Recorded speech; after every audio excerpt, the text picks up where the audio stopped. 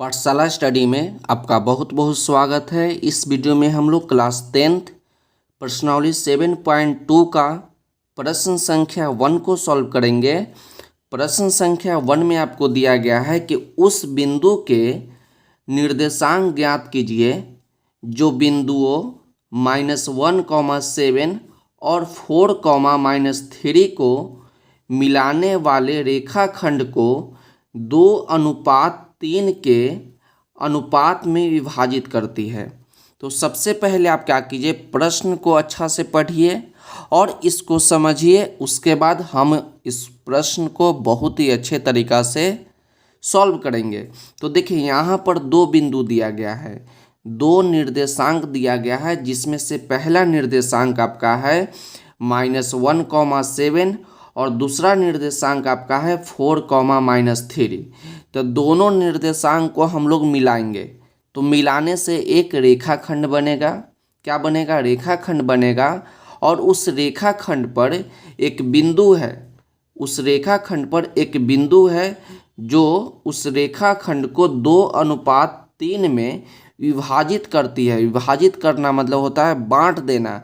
तो उस रेखाखंड को 2:3 के रूप में बांट देता है। तो उस बिंदु का क्या करना है, हमको निर्देशांक निकालना है। तो हम आपको बताए थे कि जब भी इस प्रकार का प्रश्न रहेगा कि इतना भाग में 2:3 भाग में या 3:4 भाग में बांट देता है, तो इस प्रकार का प्रश्न हम लोग विभाजन सूत्र से बनाते हैं। तो चलिए अब हम इस प्रश्न को हल करते हैं। तो यहाँ पर ये दो बिंदु दिया गया है। तब मानिए कि एक बिंदु यहाँ पे है, एक बिंदु यहाँ है जिसका निर्देशांक आपका है -1,7। तो इसको लिख दीजिए -1,7। और दूसरा बिंदु आपका है 4,-3। मानिए कि दूसरा बिंदु आपका यहाँ है जिसका निर्देशांक आपका है 4,-3। तो मानिए इस बिंदु का नाम हो गया A और इस बिंदु का नाम हो गया B।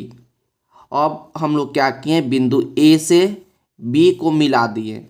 तो मिलाने से एक रेखाखंड बना, मिलाने से एक रेखाखंड बना। और इस रेखाखंड पर एक बिंदु है, एक इस रेखाखंड पर एक बिंदु है जो इस रेखाखंड को 2:3, तो 2:3 के रूप में बांट दिया, विभाजित कर दिया। तो इस बिंदु का क्या करना है, निर्देशांक निकालना है।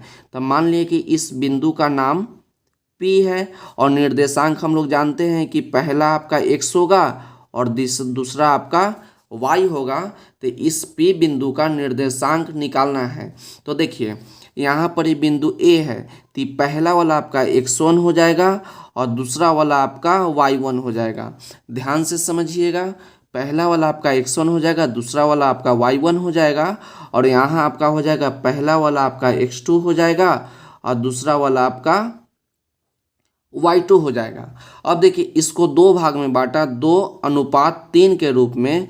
तो ये 2 जो है m1 का काम करेगा और 3 जो है m2 का काम करेगा। आप इसको याद रखिएगा, x1 y1, x2 y2 और पहला वाला m1 और दूसरा वाला m2।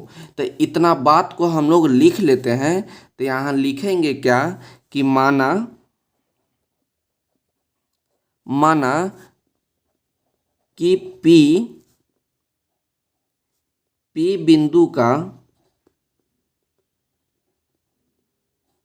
बिंदु का निर्देशांक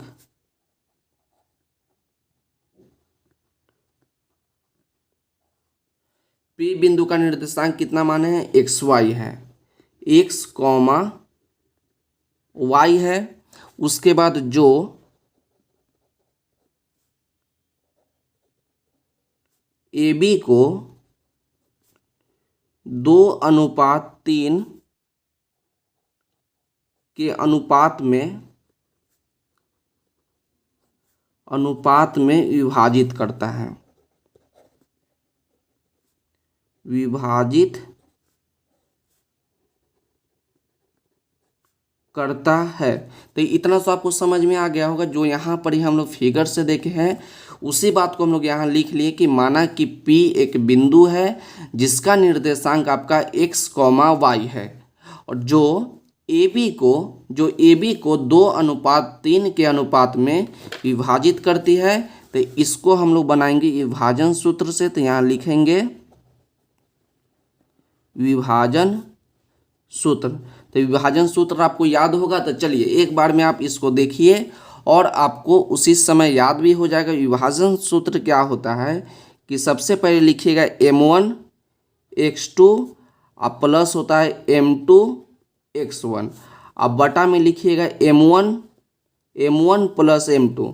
तो आप क्या कीजिएगा mx लिख दीजिएगा उसके बाद 12 लगा दीजिएगा 12 21। उसके बाद x वाला हो गया। अब y वाला लिखिए। तो देखिए क्या कीजिएगा my लिखिएगा आप प्लस में my लिखिएगा और इसमें भी आप क्या कीजिएगा 12 21 लगा दीजिएगा। तो 12 21 और नीचे आप लिख दीजिएगा m1 प्लस m2। अब हम लोग क्या करेंगे m1 के जगह पे m1 का मान, x2 के जगह पे x2 का मान और x1 के जगह पे x2 का मान पुट करेंगे और उसके बाद हम लोग P बिंदु का निर्देशांक निकाल लेंगे। तो यहाँ से आप देख सकते हैं कि x1 का मान -1, y1 का मान 7, x2 का मान 4 और y2 का मान -3। तो चलिए यहाँ पर हमको मान रखना है। तो आप मान को याद रखिएगा या यहाँ से आप ऊपर देखिएगा कि m1। तो m1 का मान कितना है 2 है। तो आप 2 लिखिए गुना x2 का मान कितना है x2 का मान आपका 4 है। तो 4 लिखिए आप प्लस m2। तो m2 का मान आपका 3 है। तो 3 इंटू x1। तो x1 का मान आपका है -1। तो -1 अब बटा में आपका होता है m1 प्लस m2। तो m1 2 और m2 आपका हो गया 3। तो आप 3 लिख दीजिए। उसके बाद कॉमा है तो कॉमा दे दीजिए। उसके बाद m1। तो m1 के जगह पे 2 है तो 2 लिखिए। y2। तो y2 के जगह पे आपका -3 है। तो यहाँ पर -3 अब प्लस m2। तो m2 के जगह पे देख सकते हैं कि आपका 3 है। तो 3 गुना y1। तो y1 के जगह पे आपका 7 है। तो 7 लिख दीजिए। अब बटा में आपका हो गया m1। तो m1 के जगह पे कितना है m1 के जगह पे आपका 2 है। तो 2 लिख दीजिए। आप प्लस m2। तो m2 के जगह पे आपका 3 है। तो यहाँ पर 3 लिख दीजिए। अब इसको हल कर दीजिएगा तो आपका P बिंदु का निर्देशांक निकल जाएगा। तो देखिए 2 को 4 से गुना करेंगे तो आपका 8 हो जाएगा। अब प्लस 3 को -1 से गुना करेंगे तो -3 और नीचे आपका कितना हो जाएगा 3 2 5 हो जाएगा। इसको ब्रैकेट में लेके चलेंगे कॉमा 2 को -3 से गुना करेंगे तो आपका -6 हो जाएगा। प्लस तो प्लस लिखेंगे 3 को 7 से गुना करेंगे तो 7 3 21 और 3 में 2 जोड़ेंगे तो आपका हो जाएगा 5। उसके बाद देखिए